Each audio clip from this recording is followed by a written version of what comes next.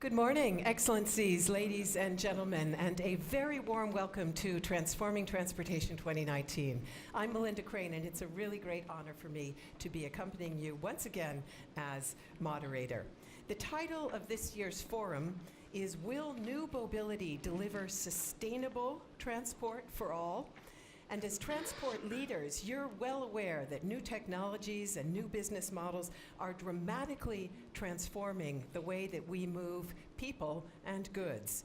The central question facing the sector and this forum is how we make sure that this transformation moves in a direction that is good for people and for the planet. The new mobility innovations that we're going to be discussing over the next 2 days hold the potential to deliver dramatic gains for both people and for the planet, but they won't do so automatically. It will take a concerted, joined-up effort by policymakers, industry, and investors, private and public, to unlock that potential by putting into place comprehensive enabling frameworks. And that's where the Sum for All initiative comes in. You might have been watching the film. It provided some of the really compelling reasons that this initiative was launched a couple of years ago. If you've been with us before at TT 2017 or TT 2018, you may remember, launched by a diverse array of prominent stakeholders, including our hosts, the World Bank and the World Resources Institute, WRI. It was launched as a collective effort to transform mobility in line with 4 concrete pillars, and we're going to be building TT19 on those pillars. In our first 2 plenaries, following this opening session, we'll explore trends that are defining new mobility, and we'll examine their relevance and adaptability for the developing world. In plenaries 3 and 4, we're going to drill deeper on the Sum for All goals of safety, access, green, and efficiency, looking at examples of new mobility applications in practice and identifying challenges and preconditions for success.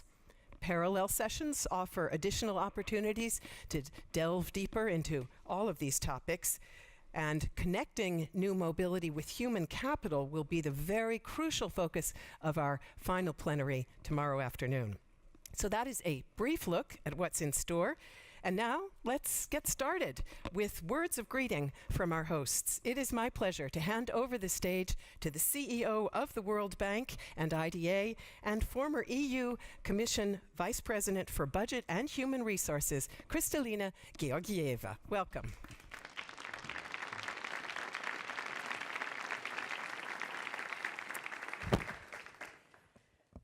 Good morning. I am, like you, very excited that there would be 2 days dedicated to the topic of new mobility. I'm excited because I'm one of the early adopters of electric vehicles. I drove one in Brussels, and I have my Tesla charging right now down in the garage of the bank. But I'm mostly excited because when we talk about new mobility, we actually talk about the most critical goal of the World Bank, and it is eradicating poverty.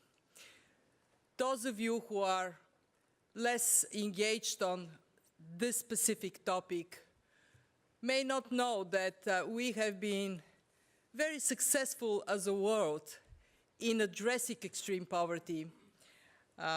Over the last 25 years, more than 1 billion people have been lifted out of poverty. But we still have close to 800 million more to go. And if you are one of those that are faced with incredibly challenges every single day, the fact that we have been successful somewhere else means nothing to you. So if we are to be lifting up growth and bringing down poverty, infrastructure, including transport and mobility, is absolutely essential. It is essential for people to have access to markets. It is essential for them to be integrated in the economy. And actually, most of these people who today, and it is just about 1 billion, that do not have access to all-weather roads, are among those in developing countries that our mission is to help move up. There is no secret that countries that were poor and are now rich rely for success on 3 factors: infrastructure, including, and it is very important, including transport infrastructure, education, rule of law. So in this room, for us at the bank, the core objective is to mobilize your professionalism, your commitment, your drive, so we can be successful everywhere, but especially in the countries that need this success the most. Today, it is very simple. As we sit in this room, the probability that by 2030 we would reach our #1 sustainable development goal, bring extreme poverty to 3%, the probability is very low, unless we mobilize and act. And we have to do it from all perspectives, including by increasing the ability of people and goods to travel. So let me leave you with 3 messages. Number 1, transport is absolutely essential for growth, including growth in the new digital economy. Amazon's 2017 shipping costs reached $21.7 billion. This is around 14% of their sales. So if we are to see countries engaged through value chains in the world economy and to see from small farmers to large companies to be successful, transport is absolutely essential. My colleagues told me something that really impressed me, that better farm-to-market connectivity in Africa could make Africa self-sufficient in food and create a $1 trillion regional food market by 2030. And we know that if we are to win the war against extreme poverty, we have to do it in sub-Saharan Africa. We win or we lose right there. We also know that there is another aspect of mobility that is particularly serious for developing countries, and it is dangerous roads. There is an incredibly high number, 1.3 million people killed on the roads, 90% in developing countries. So we have to worry about growth, productivity, and transport is essential. It is central for that. Message number 2, transport generates a lot of good. Transport, part of it also generates something not so good. What is it? Carbon emissions. Carbon emissions, and also other types of pollution. It also generates congestion. So we have to worry about the sustainability of transport and make it low carbon. 23% of today's carbon emissions, energy-related, come from transport. This may go up to 30% unless you invent a way around it. And I think that it is so very appropriate that today we would be launching a World Bank report that shows that shifting to rail-centered logistics could reduce emissions by 75%. My message number 3 is very straightforward, and it goes straight back where I started from. To achieve the Sustainable Development Goals, all of them, we have to work together. We have to come up with comprehensive solutions. And we need to think of transport not as it used to be a sector that operates on its own, but how it is integrated in these solutions that the world so much needs.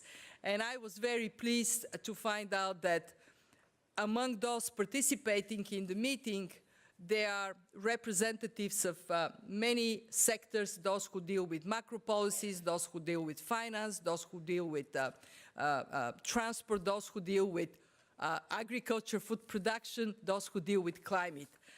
Integrated solutions, the same way we have the integration of our goals in the Sustainable Development Goals, is what we ought to pursue. We at the bank were very proud to be at the forefront of the Sustainable Mobility for All initiative. We launched it in 2016. It is making very good progress, and the demonstration of it is how many of you are here. There is even an overflow room. I am very grateful to my colleagues, our Vice President for Infrastructure, Maktar Diop. Maktar, stand up. People need to see you. This is your actual host. And to all who have worked to make this 2 days session a possibility. You can count on the leadership of the bank to stand right next to you and actually a little bit more to lead with you. So we do have sustainable mobility for all. All the best, good luck. Look forward to the report of the outcome of these 2 days. Thank you.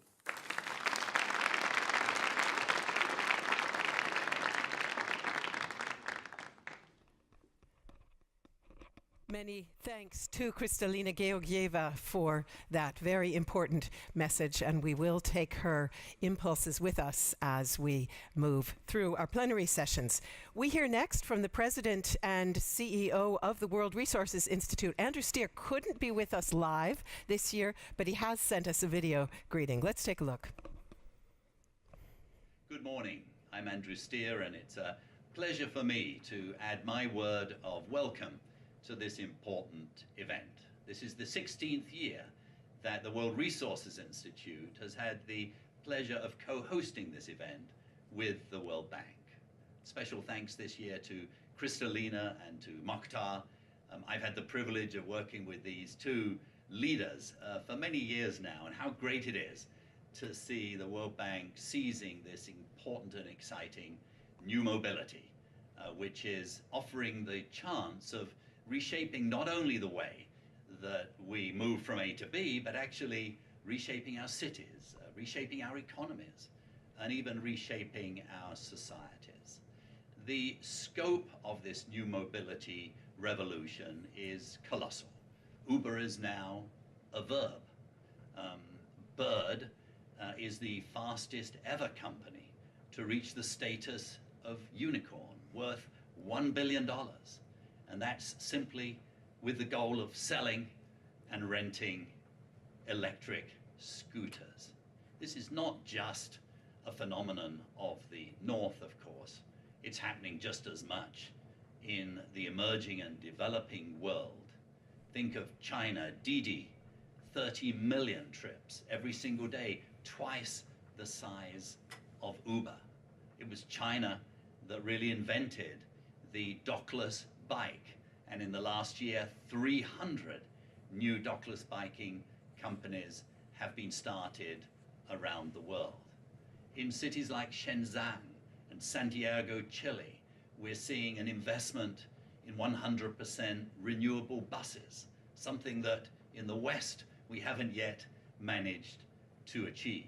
Throughout Latin America, we're seeing all kinds of innovations, and in low-income countries, we're seeing big data in cities like Accra and Nairobi reshape the way that microbus services are run, adding a lot more efficiency, changing the economy, improving people's lives. Now, done right, this new mobility is going to be a very good thing. Fewer cars will be on the road. Roads will be able to be used for other things. Climate change, will be addressed. There'll be more green spaces. Life will be better. The economy will be more efficient. But it does have to be done right. And at the moment, we're seeing sometimes the opposite. Car hailing services are leading to more vehicles on the road, more congestion, less efficiency, more pollution. So too, we're seeing bike sharing in some cities is leading to almost an orgy of excess, as thousands of discarded bicycles are lying on sidewalks, crowding pedestrians into the dangerous streets. So it does need to be done right, and that is why hundreds of cities around the world today are asking for help. How do they embrace this new mobility, but how do they do it in a way that actually respects safety, respects people's rights, and so on? And that's why there are so many exciting new opportunities for us at this meeting today and tomorrow. We now have principles of shared mobility that dozens of cities and companies have signed up to. Thank you, Robin Chase, for advancing that agenda. Just last night, we launched what we call NUMO, which is a coalition of cities and companies and civil society organizations and technical providers to help precisely cities as they struggle to figure out how to regulate, how to embrace these new technologies in the best possible way. In this room today, we have city mayors, we have leaders, we have decision makers, experts, financiers. We have a great opportunity to advance this agenda further. We look forward to hearing the results of this meeting tomorrow. Thank you very much indeed.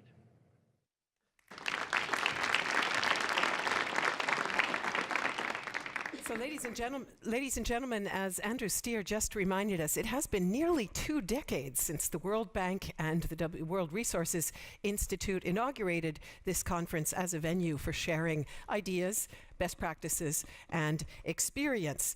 In other words, transforming transportation goes back to a time when new mobility seemed to many people like a far-off vision, almost kind of a science fiction, a vision of a research community that was convinced that embedding IT in transport systems would set in motion a revolution.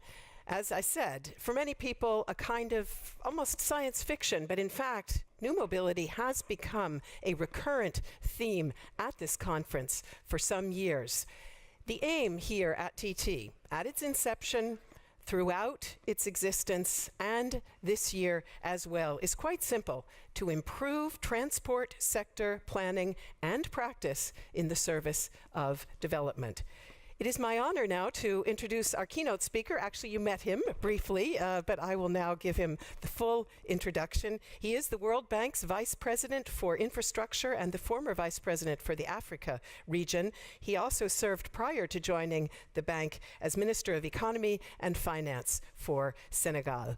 Please welcome the award-winning economist, Marta Diop. Stage is yours.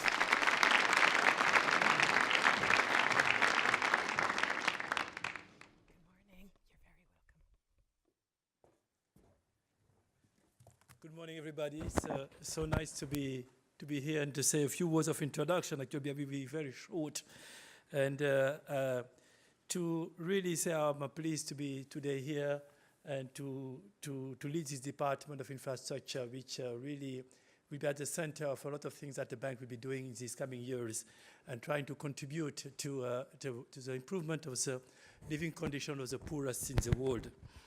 Transforming transportation, when I was a vice president for Africa region, was an event that I was always following and was always interested in knowing what was the results, the new ideas that were coming from transforming transportation.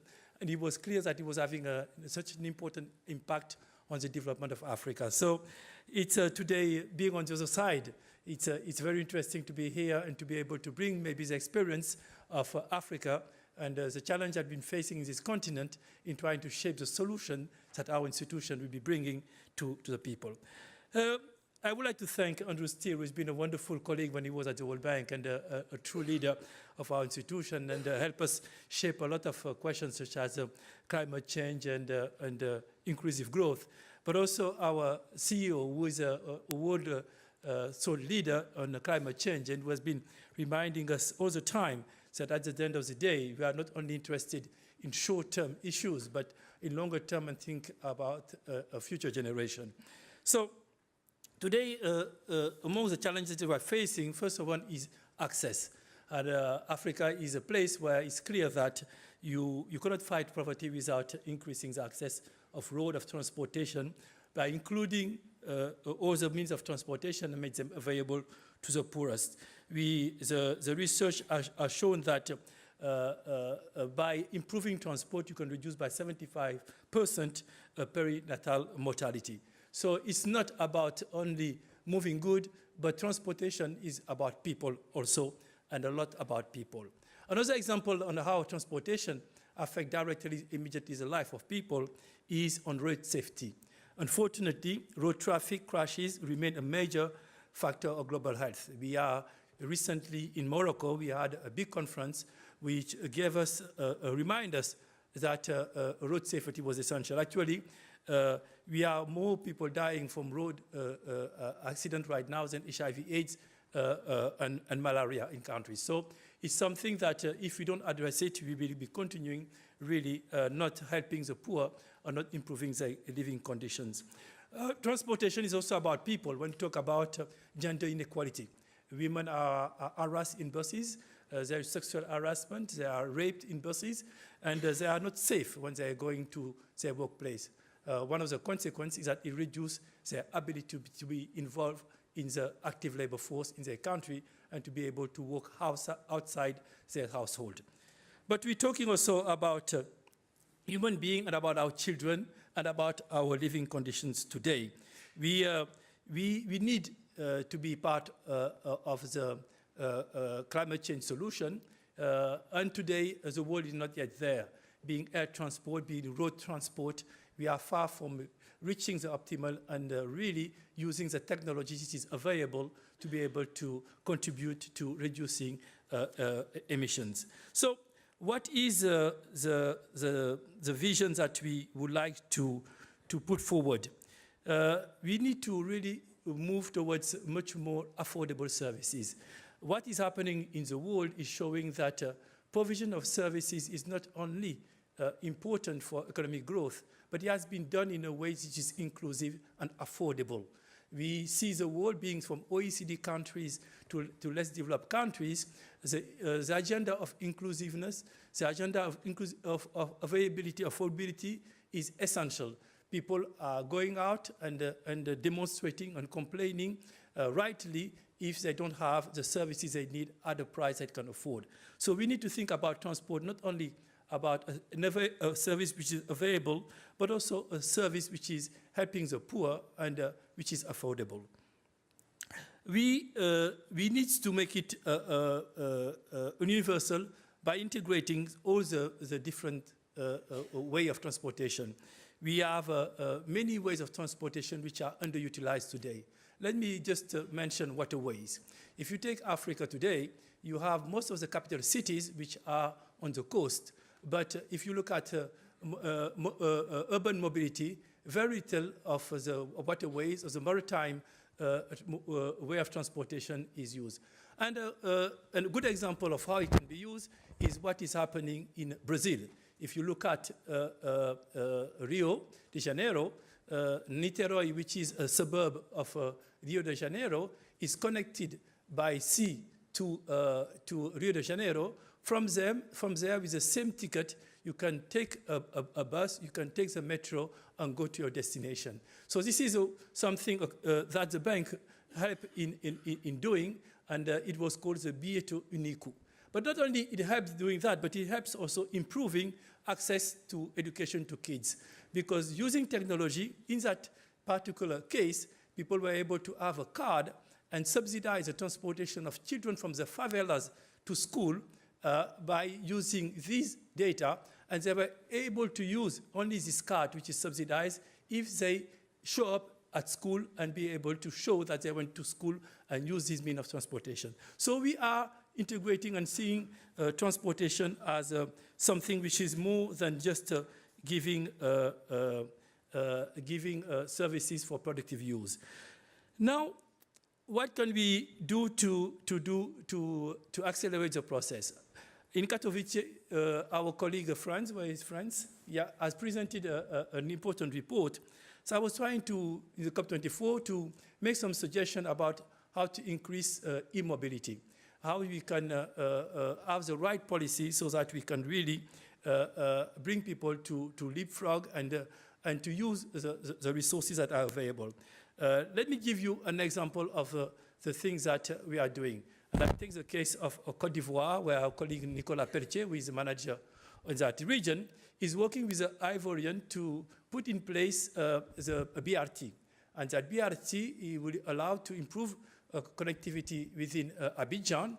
But we're trying to suggest to the Ivorian authorities that instead of having traditional buses, why don't we use e-buses so that we can leapfrog in this country and go directly to a solution of mass transport which is clean. But road and buses and cars are not only means of transportation.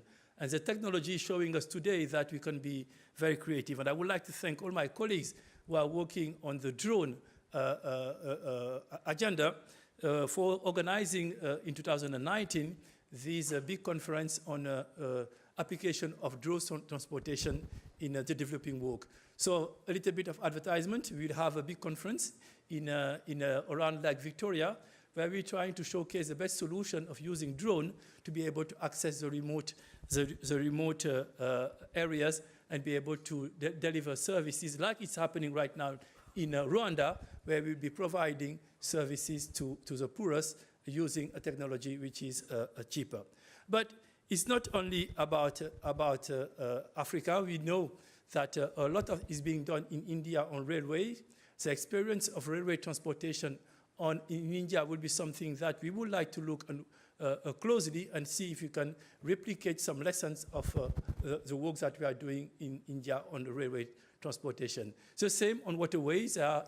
In South Asia, some interesting experience on using waterways, and moving forward, this is an area that we would like to do much more. Lastly, I was recently in Egypt, and I talked to the Egyptian authority about how we can support the Egyptian authority as they will be taking over the chairmanship of the African Union.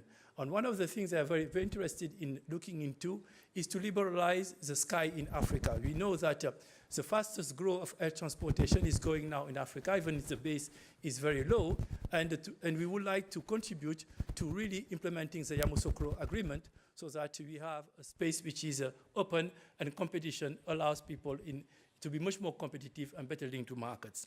But let me just conclude by saying three things. One is technology by itself is not sufficient.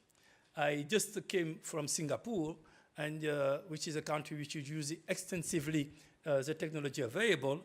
And it's clear that if you don't couple the technology with the right policy, you are not having the full impact of it.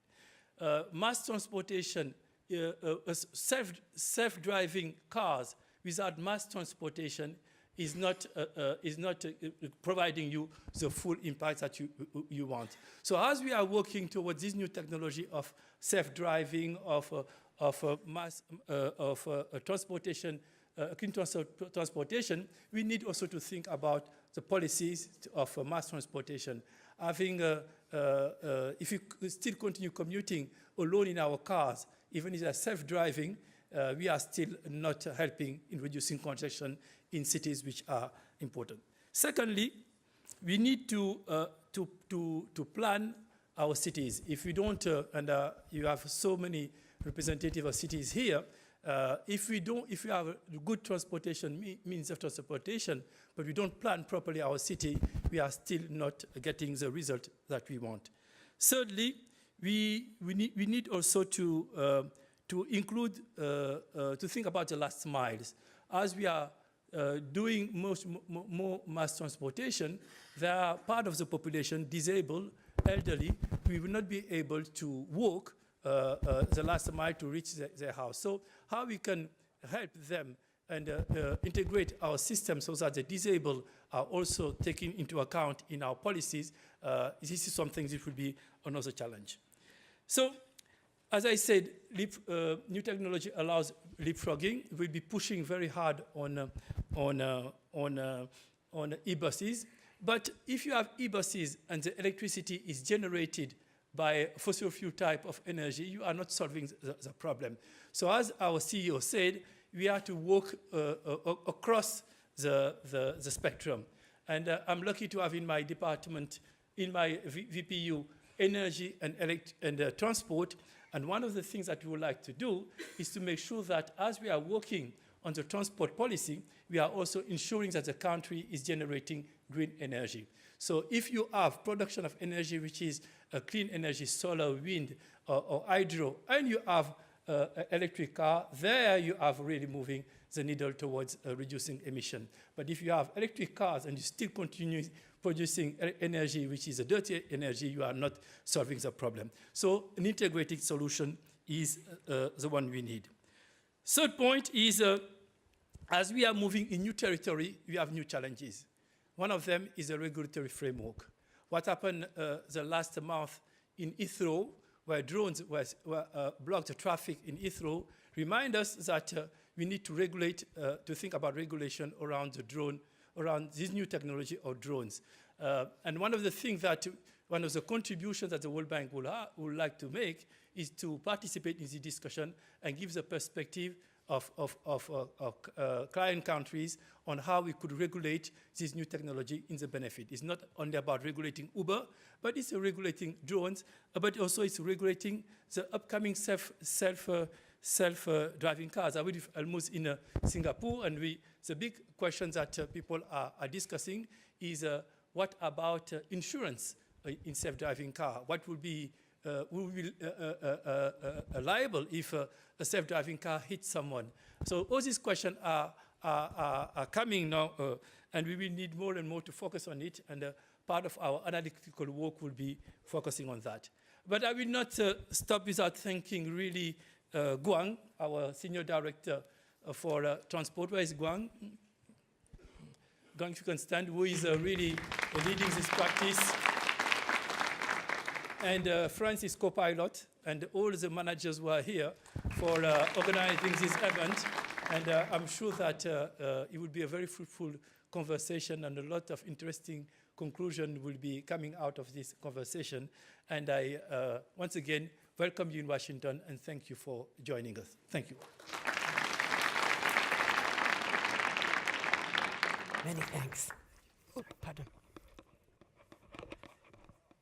Many thanks to Makhtar Diop, who has given us a lot of material to work with in our various plenaries, and in particular that crucial emphasis on inclusion and affordability, one of the major themes here at this year's TT19. We do have an outstanding group of speakers with us here this year at the conference. In both our plenary sessions and in our parallel sessions, leaders from government, business, and civil society will be sharing their insights on strategies and tools that are already working to drive transport in the direction of sustainability. And we're also very eager to hear from you, ladies and gentlemen. You can follow TT19 on social media at hashtag TTDC19. And please do tweet if you hear something noteworthy during our event. You can also get more detailed conference information and live streaming at www.transformingtransportation.org. And I'd like to say a warm welcome at this point to our online audience, and also to all of those who are in the overflow room. Just a few housekeeping hints in addition before we move on to our first plenary. Please be sure to have your name badge and your security pass with you at all times. You will need them every time that you enter the building for the next 2 days during our event. Once again, we have a knowledge and information booth at this year's TT, where you can experience developments in transport worldwide. You can visit it in Preston Lobby, just outside, and the authors of 2 recent World Bank publications, Rail Freight Challenge for Emerging Economies, that was mentioned, I think, by both Kristalina and Marta, and the Urban Rail Development Handbook. The authors will discuss their findings at that booth during breaks. Also in Preston Lobby, the first ever World Bank photo contest dedicated to sustainable mobility. It is essentially trying to make use of that famous maxim that a picture is worth 1,000 words, and the photos that you can see outside in the lobby aim to showcase the importance of mobility for global development. So please take a minute to look at the photos, because you can weigh in on which photo you think best conveys that message. The voting instructions are posted outside, but I will just briefly tell you how to do it so that perhaps later when you look at the instructions, it will trigger your memory. You can cast your vote on your mobile phone. You will need to put into your mobile phone the following URL, bit.ly/TT19 contest. But no worries, that will also be posted outside where you can view the photos. And you can vote anytime between now and tomorrow, 4 p.m. So please do take a look. Please do send in your vote. We're really curious to hear which photo you think best conveys the importance of mobility for development. Ladies and gentlemen, before we move on to our first plenary discussion, we have a few questions for you. This year, we're using a new online tool that will enable us to sample the wisdom of the crowd. So here's how to access it. Please take out your devices, whether you're going to work with your phone or with your tablet. And hopefully, you've already found how to get onto the internet here. I'm just going to give everybody a chance to get out your devices, please. And now, please type in the following URL into your browser, polev.com. There you see it at the upper left-hand side of the screen, polev.com/TT19.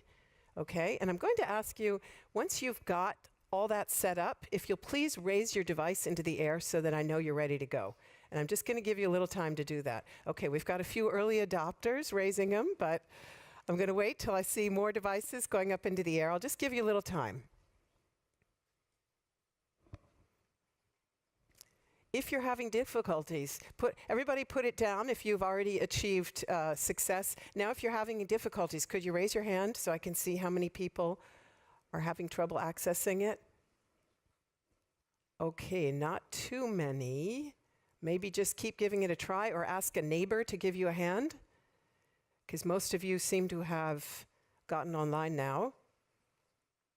All right, I'm going to get us started now on the first question. If anybody is still having problems, go ahead and raise your hand high, and I'll see if we can find somebody to come over to you and give you a hand.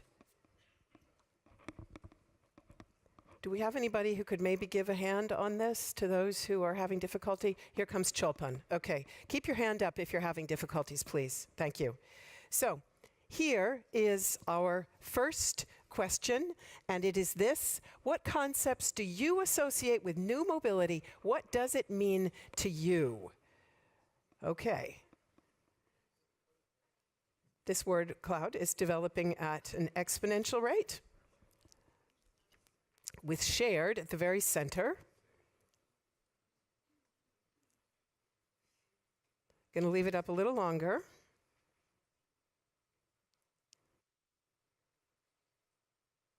Seamless and inclusive, I see down there. Access, high up, electric, safe, connected.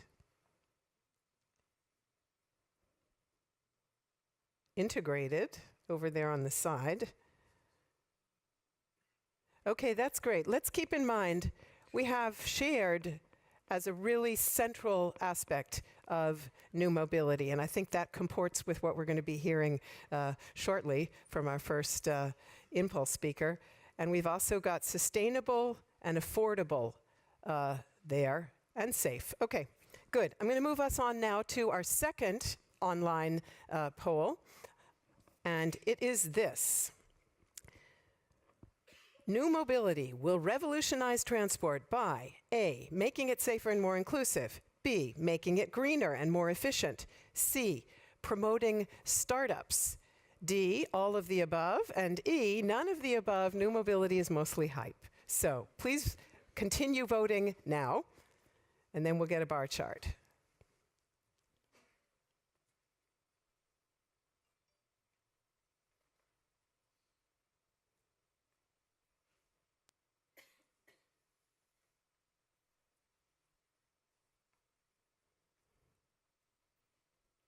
Okay, so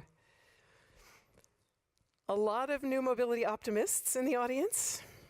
42% say all of the above, and if you add that to the first two, then we've got a very significant majority that think new mobility is going to deliver very significant benefits along some or all of the SUM for all pillars: safety, access, efficiency, and green. But 13% skeptics, and the 4% on promoting startups, we can't be quite sure perhaps whether they really think it will also deliver those other benefits. So let's keep that result in mind as well as we now go into our first plenary. And our first